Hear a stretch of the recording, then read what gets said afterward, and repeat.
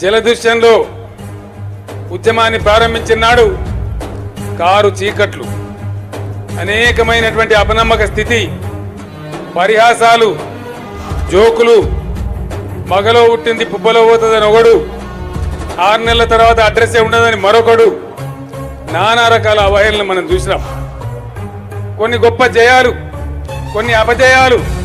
అన్నిటి మధ్య అయిపోయింది ఇంకేముంది, టీఆర్ఎస్ పార్టీ ఎమ్మెల్యేలను లాగేసినాం, తెలంగాణ భవన్ను కూడా కబ్జా చేస్తామనే దాకా మాట్లాడినారు. ఆనాడు నేను తెలంగాణ ప్రజానీకానికి ఒకటే మాట చెప్పా, ఎట్టి పరిస్థితులలో నా జీవిత లక్ష్యంగా తెలంగాణ రాష్ట్ర సాధన పెట్టుకొని బయలుదేరుతున్నా, 600 పిడుగులు పడ్డా, ఏది ఏమైనా సరే లక్ష్యం వీడా మార్గం వదలా అని చెప్పినా, ఒకవేళ ఉద్యమ పందా మారిస్తే నా